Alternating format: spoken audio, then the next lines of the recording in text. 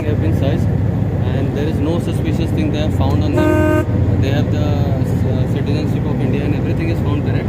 So now they are leaving them.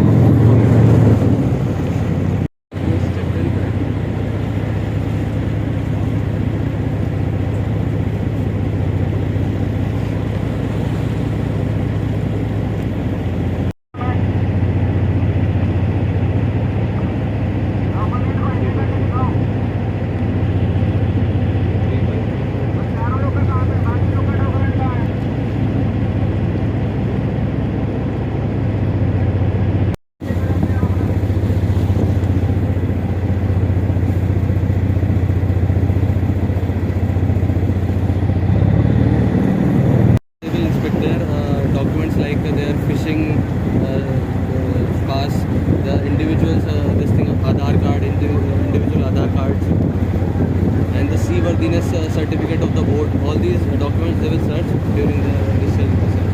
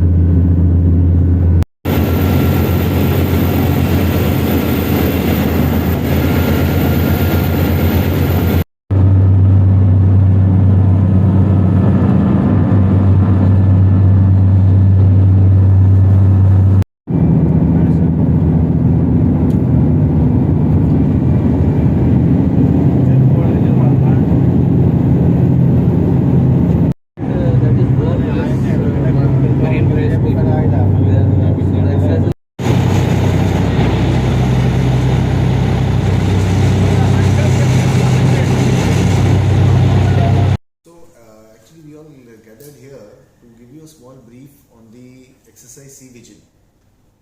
Right. So the Exercise Sea Vigil is an exercise which is conceived on 2018, basically to derive the lessons and the actions to be taken from the attacks which happened in Mumbai in 26/11. So a lot of improvements in coastal security, coastal defense happened subsequent to the attacks in Mumbai.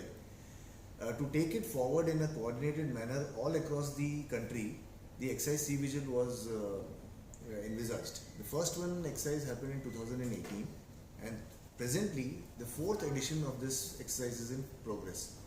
The aim of this exercise is really to ensure that know what are our capabilities across the nation, as well as to find out what are the vulnerabilities and where we need to improve in the process of coastal security as well as coastal defense.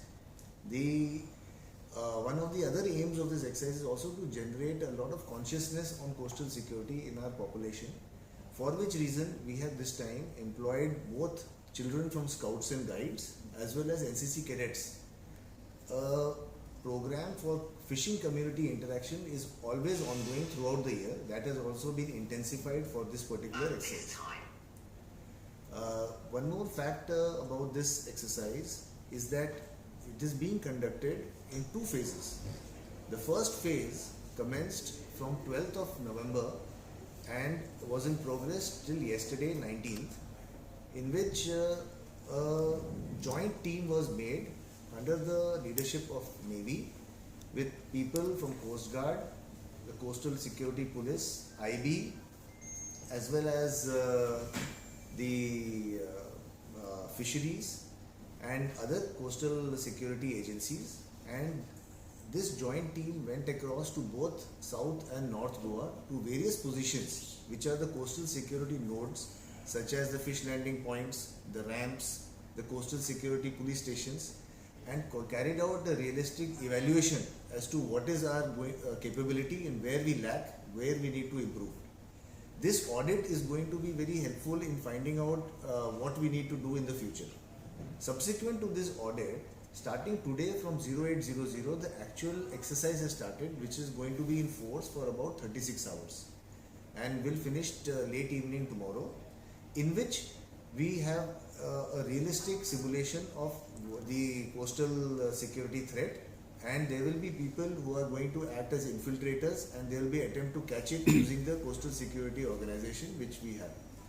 So this is by and large the coastal security and defense construct which we want to exercise as part of Sea Vigil.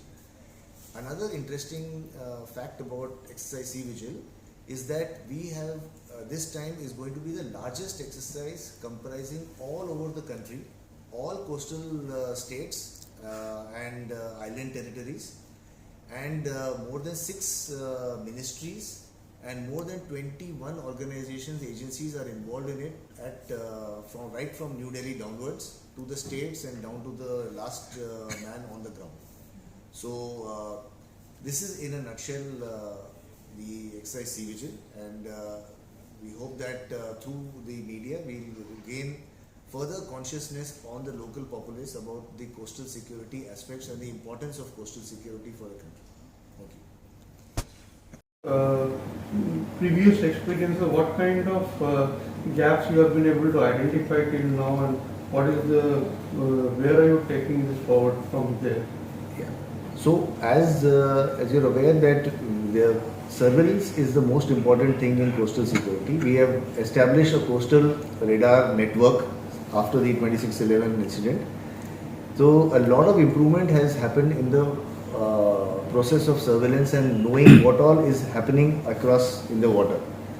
This is also an area of weakness because we do not know 100%, and this is a constant area of improvement where we need to improve, and this is one of the areas that we want to bolster as part of doing these exercises and do that.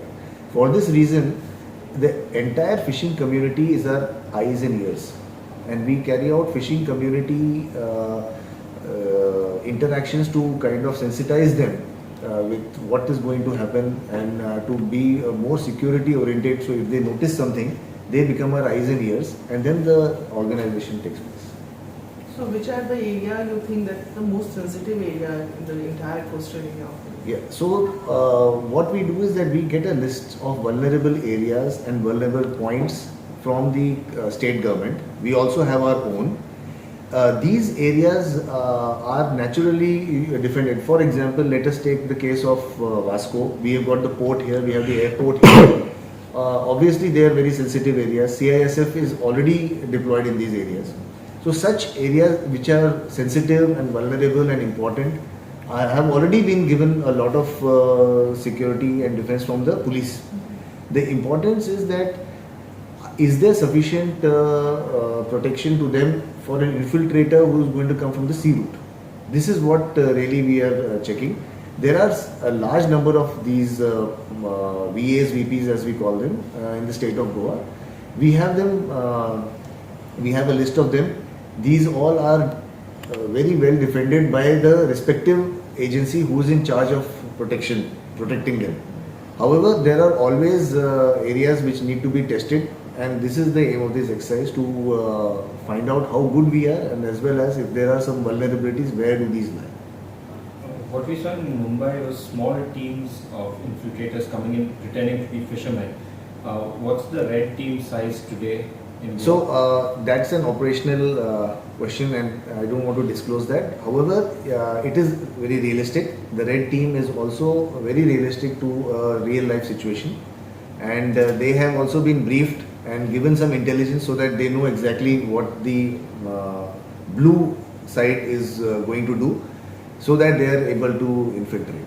So, and of course, when they do that, they make a report to us that we have infiltrated in so and so position, and then we come to know that how they have infiltrated, and that will be a part of the debrief. Do you also see that the threats are evolving since 26/11? So that's an excellent question, and as you know that one of the big evolving threat is the threat of drones, which is also something which we are likely to exercise as part of this Exercise Sea Vigil.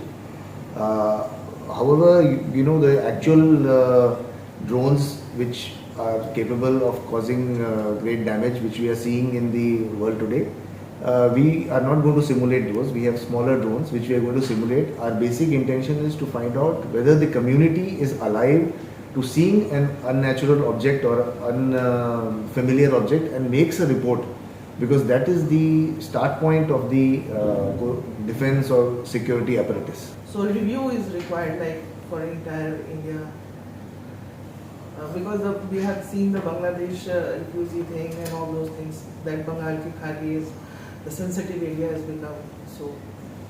India as a refugee. So yes, I do agree with you that I think going across to the warfare changes. I think with technology, almost every decade there is a new threat and a new way to counter it. We are very cognizant of that. There are two wars which are going on in the world right now. We very close examination of the ways that these the defense and the offense is happening is being studied, and I think the right lessons will be taken by the concerned agencies, whose job is it to actually study them, examine them in detail, as well as do the material procurements which are required to do that. So this is an ongoing activity and happens in every security agency, not just the Navy or the armed forces, also the police and CISF and etc. Could you give us some light on what the NCC and the Scouts and Guides students will be? What's their role in this? Yeah, so that's a very nice question. Our aim with the NCC cadets and the Scouts and Guides is at a very young age, we want to give them some kind of exposure to the coastal security construct which has been made in the Navy. So with the help of the authorities, what we have done is that we have divided the students into small teams. Along with some of our personnel, they will go to certain important nodes which are there, such as the lighthouse, such as the boats, such as the the Coast Guard setup, etc. And they go there and they will be then kind of briefed by the people there exactly what happens. The aim of this exercise is to create awareness amongst the people. Also, the NCC cadets will get a taste of what exactly it means to be doing these watches and looking out through the binoculars and seeing if there is any threat or not. So it will be an interesting activity for them as well as an educative and thing, and that is the aim of the exercise, to involve the students. So the main issue with the 26/11 terror attack has been the lack of GPS systems and lack of communication systems for tracking, the tracking devices for locating the friendly and the intruding boat, because the terrorists who came in the Mumbai attack, they took over our own fishing trawler and intruded. So during my interactions with the Coast Guard, one element that came out was very difficult to identify a friendly boat versus a non-friendly boat within our own waters. So how, with this exercise, how do you propose to get that thing in place to identify intruding boat which is amongst our fishermen and friendly, but not friendly or foe? This is a very relevant question. The identification is a huge problem at sea. So one of the ways to identify is that the boat, every state has got a boat colors and markings. So this is one way of identifying. Second thing is that the person who knows best whether the particular boat belongs to this area or not is the fisherman, because he's at sea most of the time and he knows who's around him. So if we are able to create them as our eyes and ears, this is the best we can do. In addition to that, there is a regulation in which every boat is required to have a transponder. This is a process which is on and it is a work in progress. So the transponder then responds. We have a shore station which we can come to know that these are the boats which are around and they belong to whom and what they are doing. If there is another boat which does not have a transponder, soon we will come to know that this is one of the boats which is kind of coming as an intrusion. So, however, not all boats have transponders today, but this is a work in progress, and shortly we will have the transponders fitted on most boats. So that is a technological way of getting through it, but there is no replacement for the eyes and ears of the fishing community, because finally From there he has to come to shore, somebody has to see him, and we want that each and every person who's there on the coast, whether he be a fisherman or the coastal population, should be alert in telling and informing if he sees something which is untoward. And that is one of the major aims of this exercise. That is why we have involved a large number of people and doing across the entire coastal states at the same time.